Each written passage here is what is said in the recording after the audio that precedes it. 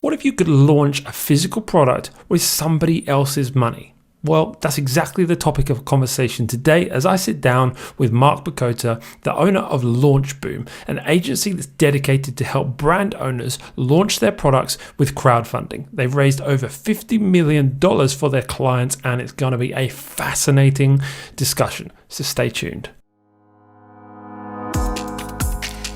Hey, what's up, and welcome to another episode of the Impact Unlimited podcast. This is the show where I sit down and interview industry-leading experts with an aim to equip you with both the skill sets and the mindsets to become an impactful entrepreneur. So if you want to become a better leader, build bigger businesses, get more done in less time, and create an impact in the world, then look no further and let's get started.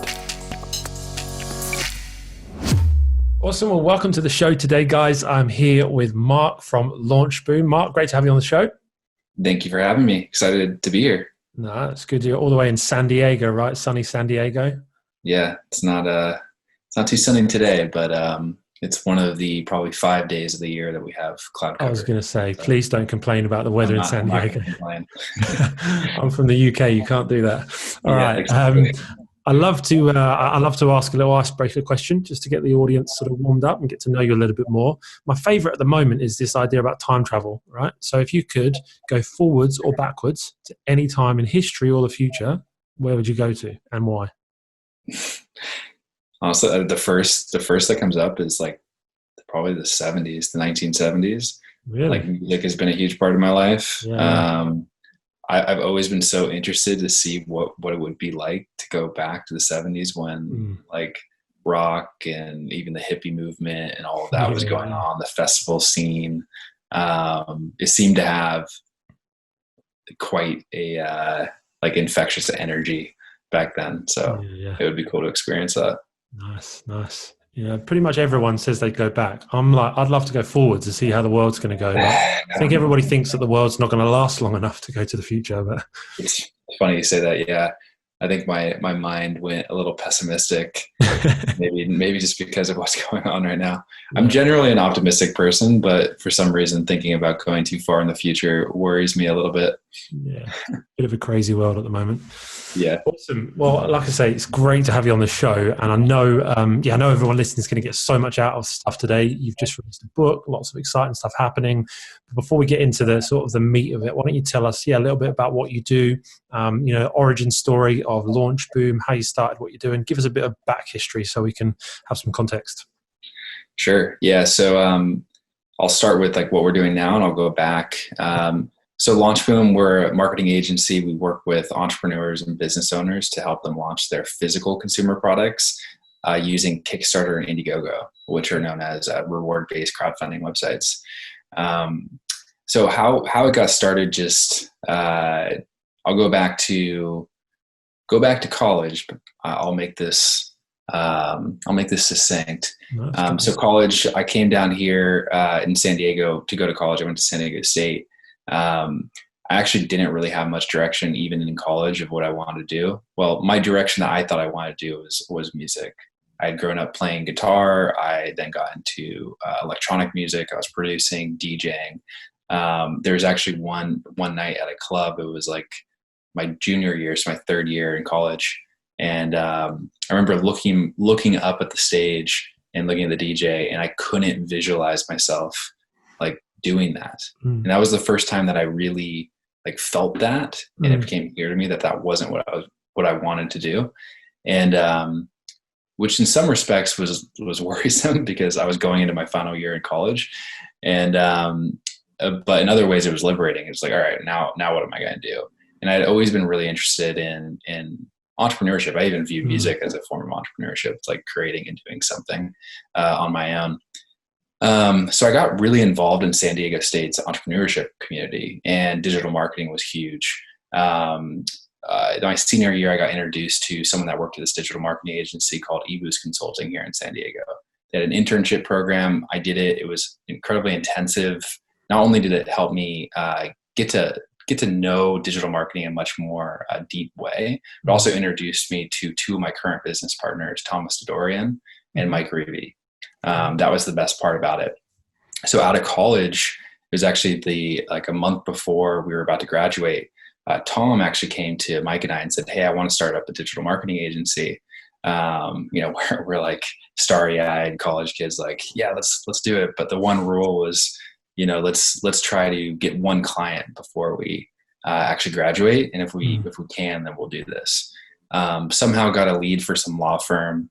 Tom and I went in there and pitched them like God knows what marketing package of redoing things on their website, doing some video production, and they bid for $5,000. So now we're in business. I still have that contract somewhere in my closet over here, the first one that we got.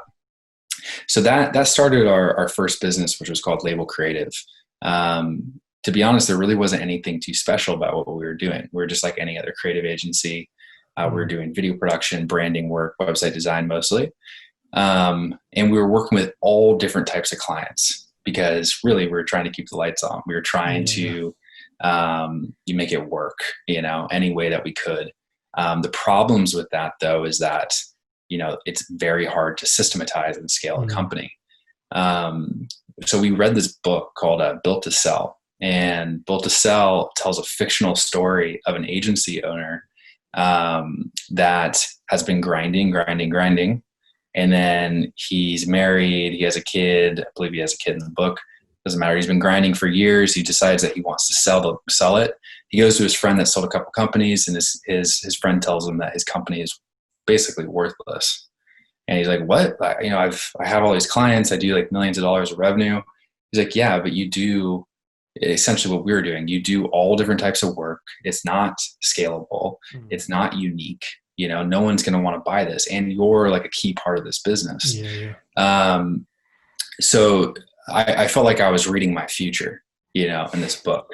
And so we went back to this, time of reflection, let's try to build something that is much more scalable, something that is much more productized, something that is even more in line with like a vision that excites us, because we couldn't even see a vision for Label Creative that was exciting.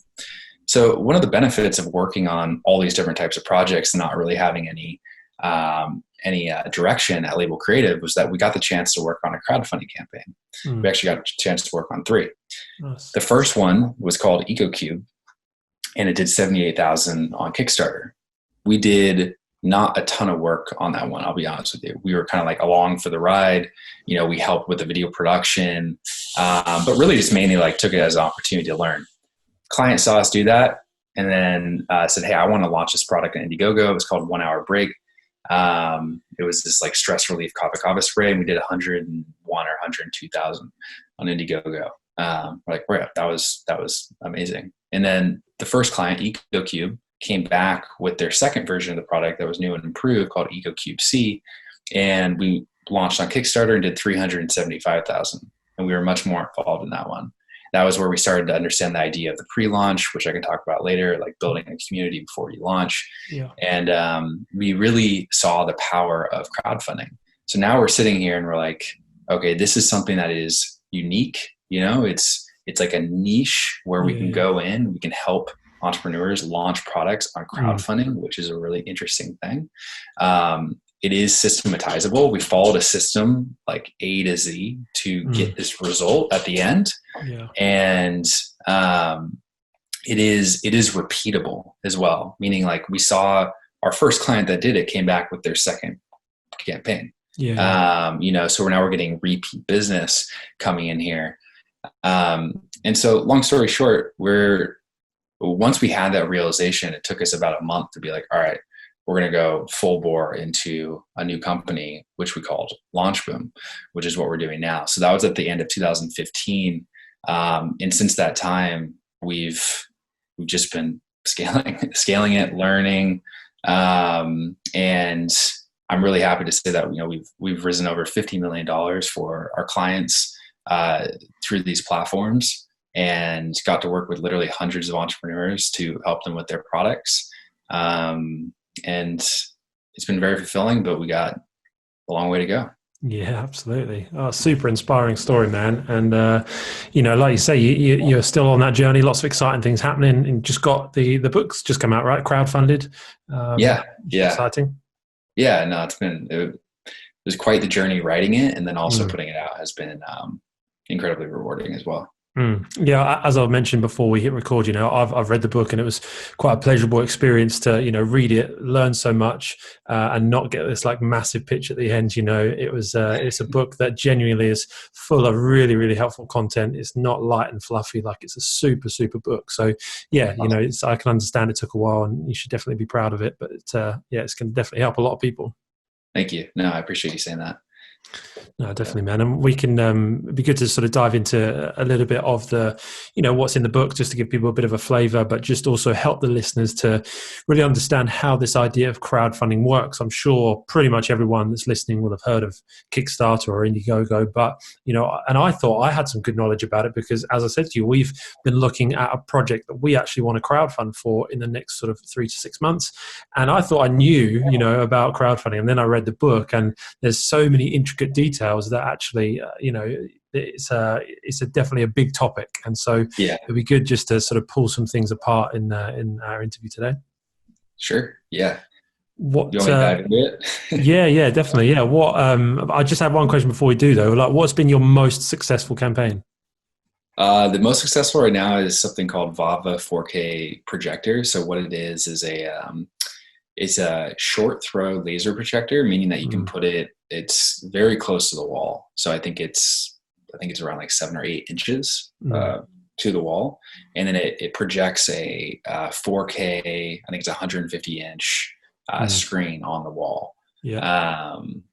Which is pretty amazing. And the price point was more affordable than the competition. So that one did a little over 2 million. Wow. And some of the stats that were also really amazing was I need to remember some of these, but really crazy return on ad spend. There's something like 14x return on ad spend that we had on that. So every dollar we got $14 out. Largely due to it was a very, very interesting product. I do think we marketed it well, but also it had a higher price point, which was a little bit risky going on crowdfunding. It's over $1,000 for the product. Yeah. But the fact that, all the pieces that we put in, the audience targeting was great. The messaging was great. And then it was also a great product. We were able to drive traffic very affordably, which was able to help that raise get so high. Yeah, that's really good. And another encouraging sign, that like some of your biggest successes have happened most recently. That's always a good sign in a growing company. You're not just living off past successes, Yeah. So a lot of our audience would be physical product brand owners or aspiring to be. And so, as you mentioned before, this is perfectly suited to launching physical products.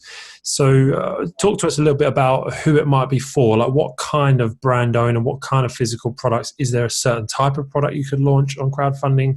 Talk to us a bit about that.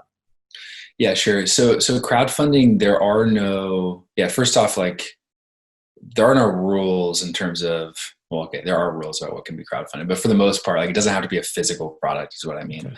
Okay. You can crowdfund on Kickstarter your app, you're trying to create like a magazine or a film or all these different things. So I just want to throw that out there first, that sure.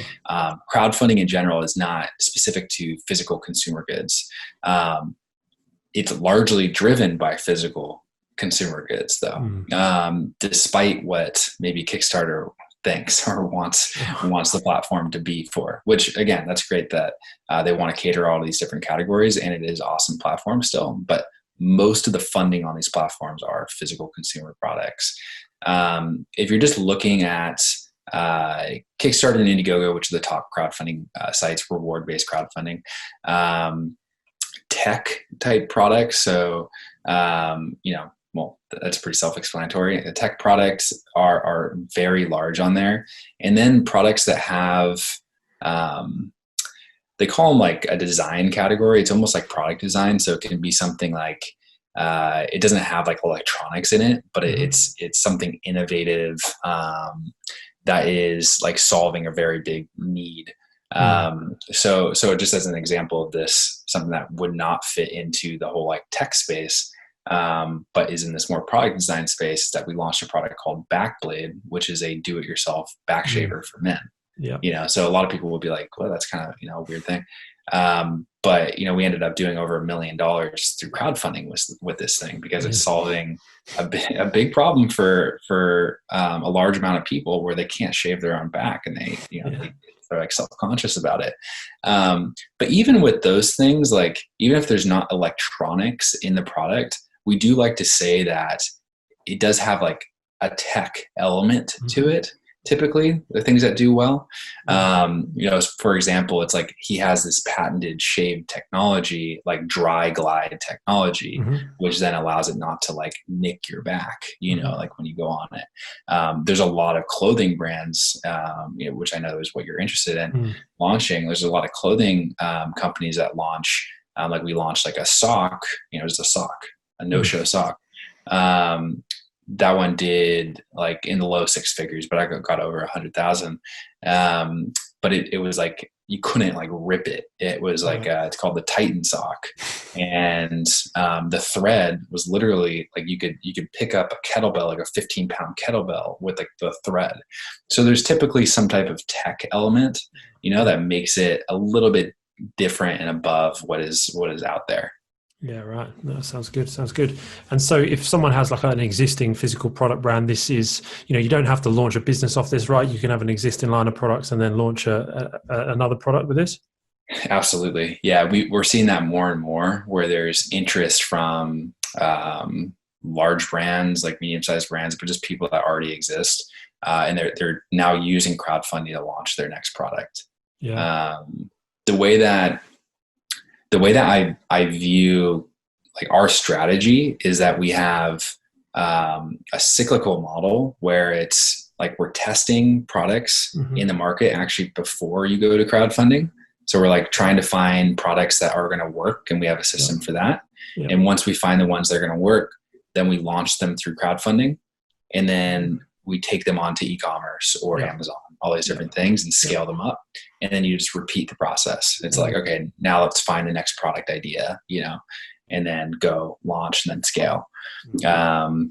So the reason why I brought that up is because a company can already be in, let's say, scaling their company over here. They've launched products, but now you can just go back into the cycle and test and launch and scale. Hey, quick little break in the show just to let you know about a wealth of free resources we've got for you. If you want to develop the skill sets and the mindsets of a successful entrepreneur, we're here to help you do exactly that. You can find a range of free courses on topics such as how to start a business, brand building, marketing, building online courses, and much more. Just head to impactunlimited.com/training. That's impactunltd.com/training in order to access this resource. We're regularly adding new training, so keep your eyes on our website and on your inbox. We'd love to help you on the journey. All right, back to the show. So talk to us about the benefits, right? Because there might be some people that are like, why would I crowdfund? Sounds like a lot of work. Like, what are the benefits of crowdfunding as opposed to a standard launch model? Yeah, for sure. So I would say the very first one is that traditional product launches, for a lot of people, is that you do the work in designing the product, getting the prototype, but then you actually get a lot of inventory to get ready for this launch, and it's a risk right there that you're putting up money to get this product that could just be sitting there, and you don't know how much is going to sell. Yeah. The big difference with crowdfunding is that you can launch a product with just a prototype. So, I mean, just take my phone. Let's say I'm launching this phone, it's the best new thing. And all I produce is one prototype. It actually doesn't have to be technically functional. Like you really need a visual prototype. So something that looks good. And then you can go out and do all the marketing around it. The photography, the video, building the campaign page, driving ads, all this stuff just with this prototype. And then when you put the campaign up, what people are doing is that they're technically pre-ordering your product. So now you're getting all the money up front that then you can then take to go make your product. And actually get the inventory to then deliver sometimes, 6 to 12 months later. you're upfront about that in your crowdfunding campaign. Mm. So I think that it de-risks it quite a bit. Yeah. That's a very large part. That's one. Two is that crowdfunding platforms themselves have a community on it of people that are looking to buy cool stuff. Sure.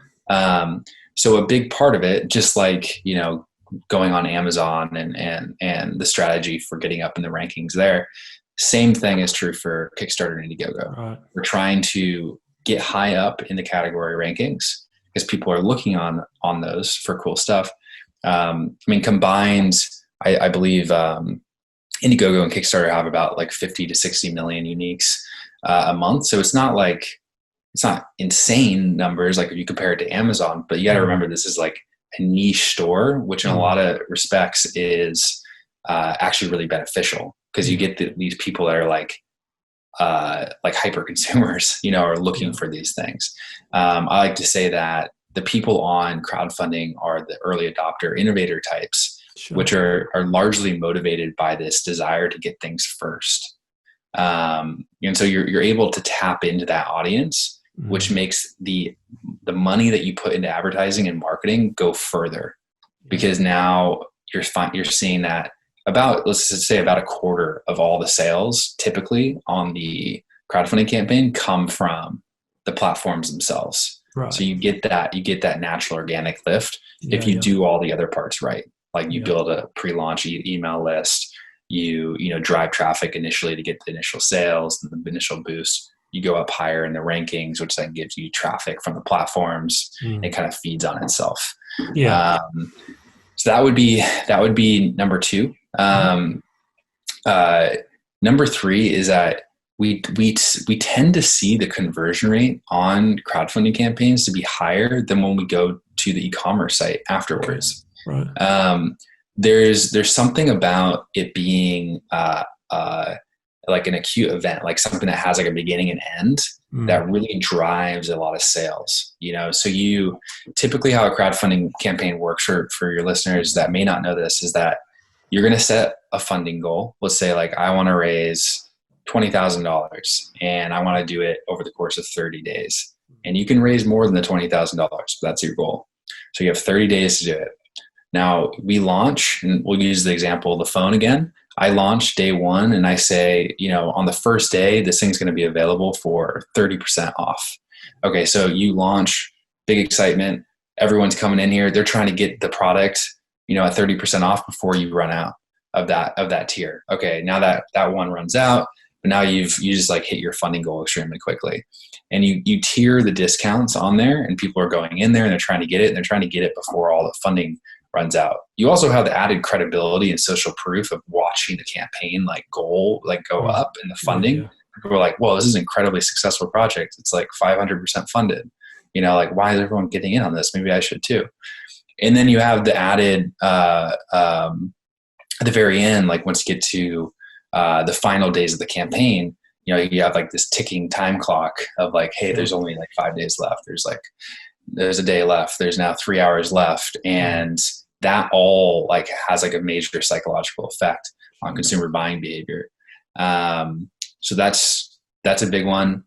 And then, sorry, one last one is that you definitely, we find a lot of our clients use the feedback from the community to actually make updates and changes to their product before they go to manufacture it. Gotcha. And it happens quite often, actually. That's really interesting. Yeah. Yeah. So not only learning from like what people are responding to in like advertising and like the messaging that you're doing, but like people actually bring up ideas or maybe have a lot of questions about something. You're like, you know what? Like maybe we should like change that one little thing about our product or add that, you know what I mean? And since you haven't actually put in the order yet, you have the opportunity to make those changes.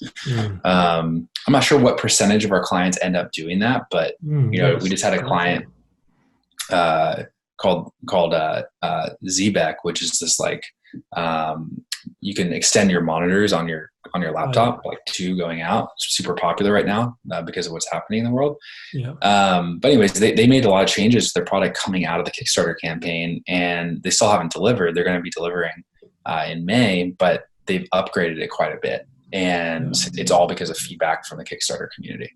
Yeah, nice. That's a really, I'd never thought about that before, that aspect. That's really interesting, definitely. Yeah. You mentioned about the, you kind of alluded to the process a little bit before, and obviously it's in super high detail in the book, which I would obviously recommend anyone get. But in terms of that process to launching, rather than every single step, maybe could you give us some of the, the fundamentals, the markers of success? There'll be some campaigns that go well, some that don't. What are the things, the must-haves for a successful crowdfunding campaign? For sure. Yeah, definitely. So yeah, let's just walk through it. I'll use the example of the phone. Yeah, that's we'll good. Keep going on this. With it. So you're like, hey, I'm going to launch a crowdfunding campaign. Like, what are you going to do first? So, I mean, at the initial stages, we would start with a whole messaging and positioning process. Right. And I will say, in the book I talk about this, but also if you just go to launchboom.com, go to our blog, we have a lot on this thing called the consumer-based brand equity pyramid. But essentially what you're doing is a process of putting yourself in the mind of the consumer and trying to identify how you want to talk about and position your product. Mm-hmm. And the goal of this is to come up with initial hypotheses about how you want to position your product in the market. And that's good positioning is being able to explain the value of your product and then to whom. So you're also trying to come up with, who do I want to target? Okay. Yeah. So this is a really important stage because a lot of people don't put enough time here. They don't really think about, how do I want to convey the value of my product and who is actually going to buy this thing? Yeah. And you can come up with many different things because they're all hypotheses. I think about good product positioning as a strong foundation. Yeah, great. Okay, so we start there. Now we have different ways that we want to put it. Say that this is I don't know, maybe this is all the storage is in the cloud or something. I mean, that's not really new, but whatever. Let's say it was. Yeah. Say we're in the 1970s. Yeah.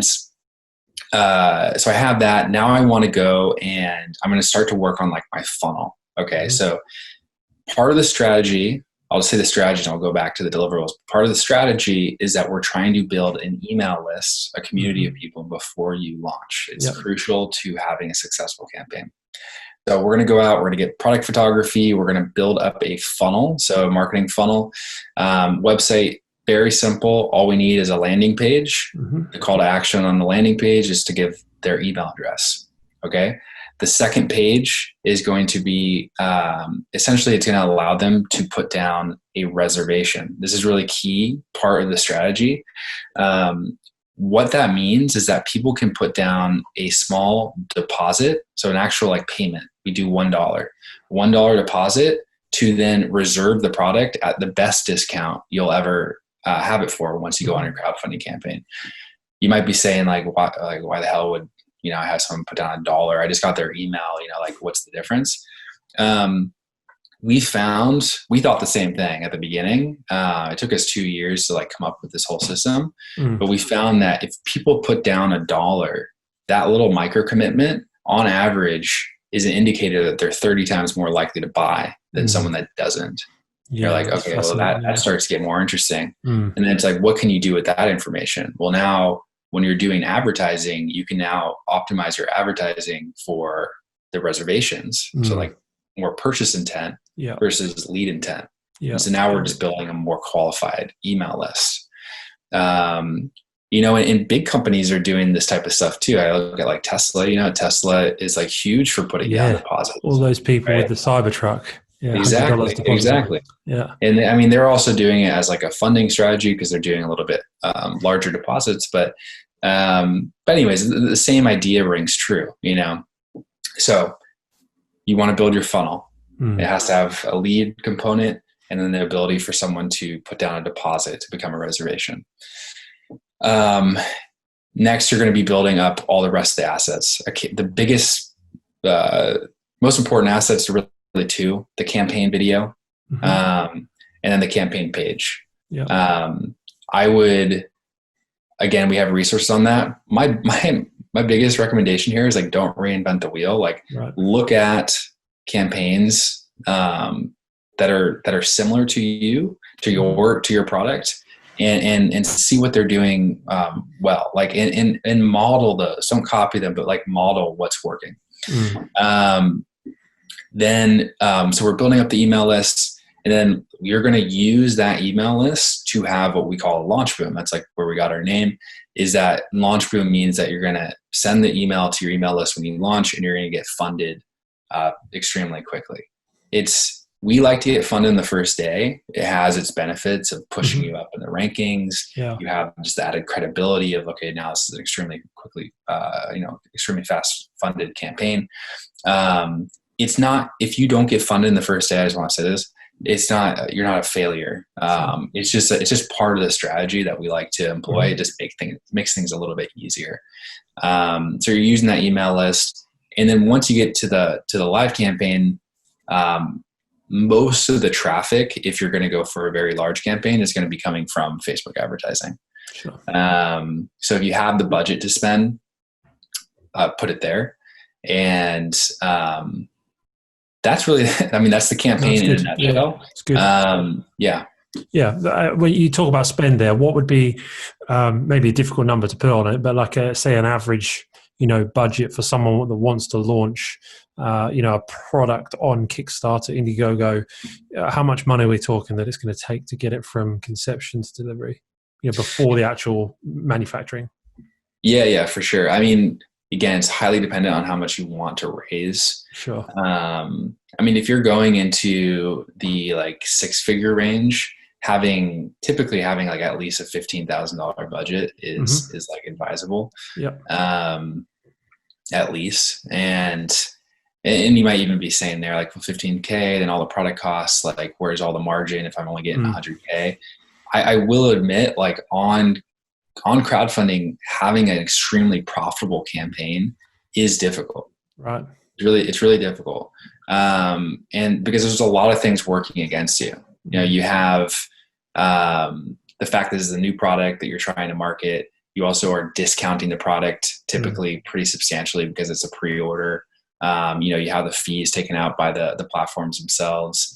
But most people are using it more as a marketing strategy to get the initial customers in. I'm a very big believer in customer acquisition strategy is typically self-liquidating, meaning that you don't typically make a lot of profit on the initial acquisition of the customer, but the lifetime value of that customer is going to make it worth it. So it's much more of a long-term strategy. So I feel like I'm kind of dancing around your question, but I would say at a minimum, having at least a few $1,000 ad budget in a campaign is advisable. Yeah, no, I recognize it's a very difficult question because, there could be different prototype costs and, like you say, reaching however many people. And would you say it's still worth doing crowdfunding if someone only wanted to raise 20,000, 30,000? Is it still worth it? Absolutely. 100%. Yeah. I wrote this article at the end of 2019 called "Raising $1 Million on Crowdfunding Isn't as Important as I Thought," because I'll admit, even as an agency, it's we're kind of judged based off how much we raise, if I said I raised this guy 50 grand, they'd be like, oh, you guys suck, versus even the first question you asked me was one of the first, what's the most successful campaign? Everyone's stoked about that. It's fun to talk about. But the thing is that $2 million campaign, they're doing fine, by the way, but we have clients that have done 1.6 million are struggling, there's huge problems that come with that much funding. It's not a silver bullet that they're going to be successful. Or Pebble, which is one of the largest campaigns in history, did a few months after their last one, they got acquired by Fitbit for nothing. Wow, they had huge issues. So, but then again, going back to the campaign I talked about, Zbeck, we didn't actually work with them on their initial campaign. They did it, I think, around 50K. But now we're working with them on their e-commerce site, and then we're going to work with them on their next product launch. We're getting incredible returns on their e-commerce site, and they have built a great product and did a great job delivering a great experience. And they're setting themselves up for the long term.